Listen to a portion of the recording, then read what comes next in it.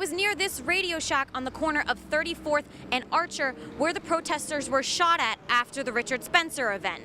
With the act still making its way through the Senate, it has not become an official law yet. Now, while the flooding is still bad here at the horse teaching unit, waters were actually worse up until yesterday. The water finally started receding, but before that, it was up to the level of that fence back there, all the way to the top. The 352 Walls initiative helps locals who aren't actively exposed to art get a chance to become more immersed and to experience it. Now, WUFT's Isabella Pico joins us from the scene where the three men from Texas started a shouting match. Isabella? Unfortunately, it didn't end just with words. Police say a shot was fired here on the corner of Archer and 34th Street, just a mile from the Phillips Center. Tensions were high in Gainesville right after Richard Spencer's event. Supporters and protesters were in close contact leaving the Phillips Center. Police broke up several confrontations as Spencer's supporters left. Then around 5:30, three men in a silver Jeep confronted protesters gathered at a bus stop at 34th and Archer. There were about 6 to 8 protesters, and I'm honestly not sure. I believe they were walking homes. Witnesses say the men began making Nazi salutes and chants about Hitler, and one brandished a handgun and fired a shot before they drove off. It was near this radio shack on the corner of 34th and Archer where the protesters were shot at after the Richard Spencer event. The three men were caught hours later, thanks to a protester noting the Jeep's license plate number. I am simply amazed that someone that had just been shot at was brave enough and calm enough to get that information to law enforcement immediately. A sheriff's deputy later spotted the Jeep on I-75. The deputy was off duty and headed home, but still searching. It's about putting the right people in the right places with the right emphasis, especially on training and equipment. That teamwork landed the Texas men in the Alachua County Jail. The three men are all being charged with attempted murder. Two brothers have their bail set at $1 million. Their friend, the accused gunman, also faces a weapons charge, and his bail is set at $3 million. Reporting live from Southwest Gainesville, Isabella Pico, WUFT News. Oh, that's probably a football field. A football field. That was the original size of the standing water at UF's horse teaching unit. It's been 5 days since Irma hit, and the facility is still dealing with the water. We stand between 40 and 50 at any one time. Probably during the storm, we're running closer to about 50. Horses are out in pastures since the water is still overtaking areas. Just to give an idea of how deep the water is, fish can swim near the barn.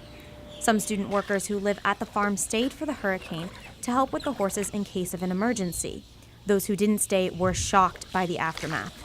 I got here and I literally drove up to where the flooding was, and I stopped, got out, and I was like, oh my gosh, pictures didn't do it justice whatsoever.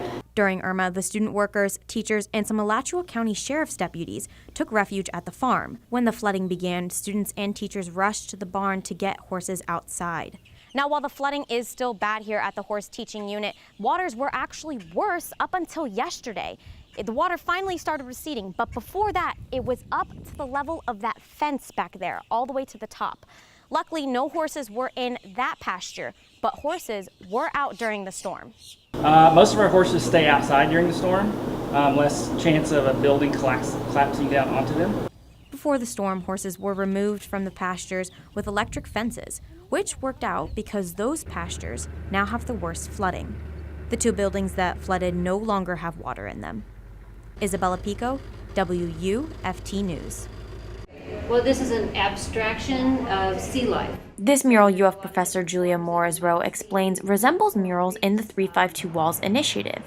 Morris-Rowe is on the curatorial committee for the initiative, which works to make Gainesville a cultural hub for locals, students, and tourists. She grew up in Chicago, where mural art is part of everyday life. In Gainesville, mural art is used differently. Muralism project that's happening now doesn't have that same type of social agenda, and it's looking to deal with a variety of ideas and issues and to get people talking and falling back in love with their cities.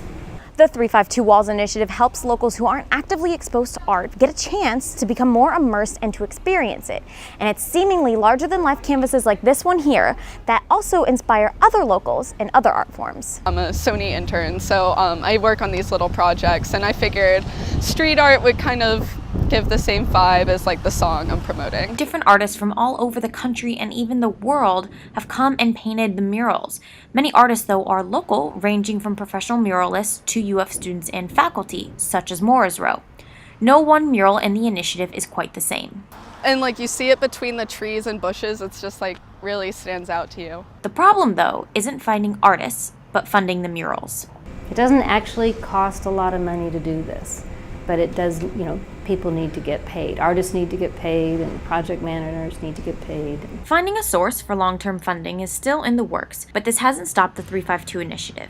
Isabella Pico, WUFT News.